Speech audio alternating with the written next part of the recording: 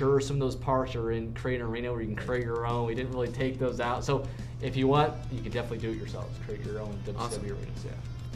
So our next question comes from our forum user Cyber Ocelot, who I also want to issue a big fat congratulations to. He's one of our new moderators. Nice, yeah, I see him all the time on there. He's very active and he knows a lot about the games, loves to chat about them. He's got some really good questions for us. Okay. The first one is about the pin system. Right. He and some other folks have noticed you guys online talking about how it's been changed a little bit. And he's wondering what exactly those tweaks were. Right, we're keeping the same basic minigame from last year, but we did make some really key critical improvements. The first one's a big one where the meter now, the target zone in which you have to stop the meter, fail to kick out, it's depending not only on damage, which it has in the past, but also the move preceding your pin. That will impact the target zone. So if you do a big move like a finisher or some kind of signature, then that target zone will get smaller.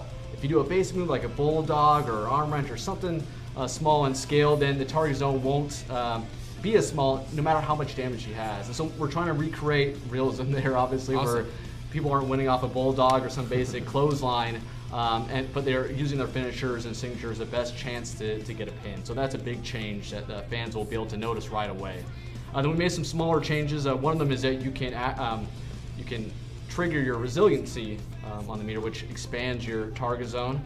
For those that don't know what that is, and you can do that on the fly while you're filling up your meter at the same time. Cool. In the past, you had to do one before the other, which wasn't very user-friendly. So that's a small change, and then also we made a lot of AI tweaks. AI will go for pins more often, smarter pins, where they go for pins after their signatures and finishers, obviously. So they're a lot more aggressive with pinning. And I know some fans felt that maybe the AI difficulty wasn't as strong because the AI wasn't actively seeking out pins, but that'll make a big difference. Awesome. Yeah. Cool. And sort of in keeping with that, we've got another question about sort of end game during matches, again, Right. Cyber Ocelot. And he's wondering what exactly determines how long opponents stay down on the mat? Yeah, that's a good question. That whole system is governed by damage. Okay. And so the more damage your opponent has, the longer he's going to stay down on the mat. And the damage levels are this basic system we've had in the past where it's yellow, orange, red. We call it kind of light, moderate, or critical damage.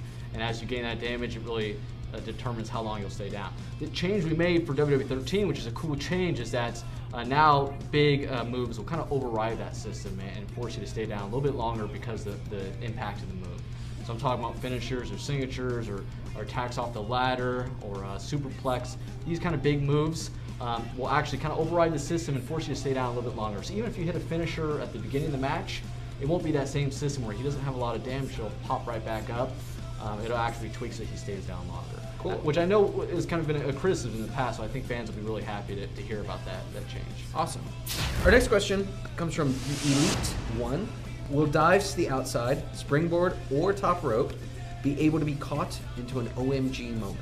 Which is a new feature if you're not familiar. The OMG moments that is part of our spectacular moments, That's right. which is a part of our WWE Live experience. That's right, and these are catching finishers, kind of the name, or mid-air finishers. You might hear both of those terms. And absolutely, you can do those off springboard or off dive attacks from the top turnbuckle.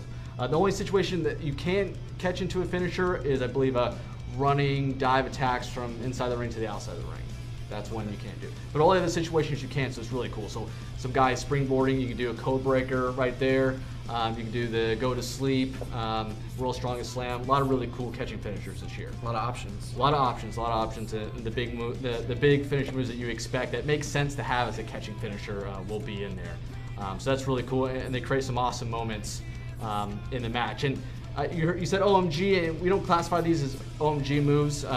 We just classify them as finishers. They're part of the spectacular moments package, but you won't see that little HUD indicator that says OMG for these. You'll just see a finisher prompt for that. Okay. Just a little tidbit. Gotcha. Well, thank you. Yeah. Here's another OMG question for you. All right, John G86. Will OMG, nay, spectacular moments be online in WWE 13? That's a great question. Absolutely. All those spectacular moments, destroying the ring, breaking the barricade, all those really cool moments are all online. Cool. No worries, yeah. Awesome. BK Livewire. When you break a barricade, is the match over, or can you break some more of them? Good question. Good question. The match isn't over. We actually have 4 areas in the ring environment which you can break the barricade. So it's kind of the 4 corners of that barricade. You can break each of those, and the match doesn't end after you break one.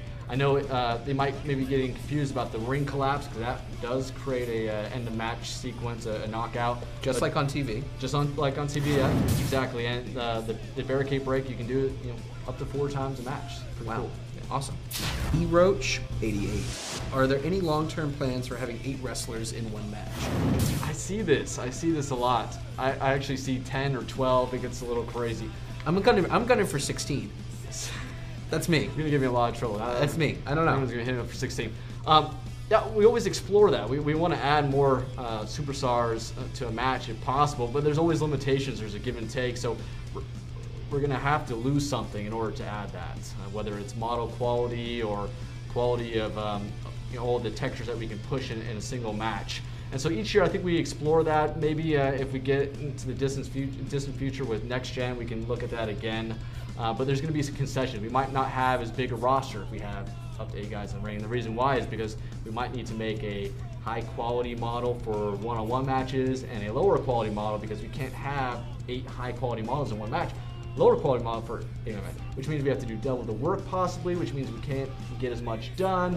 Those are the kind of things we weigh with these decisions, and so I think each year we visit it. Obviously, this so these decisions aren't arbitrary. These are no, it's not. You don't just have a thing against 4-on-4 matches, right. do you? Because that's what I've heard played. 6 isn't my favorite number or anything like that. Okay. What is your favorite number? 13. 13. Okay. There you go. Glass of water. Setting number of stored finishers before the match is something new I heard of. And tell us about that.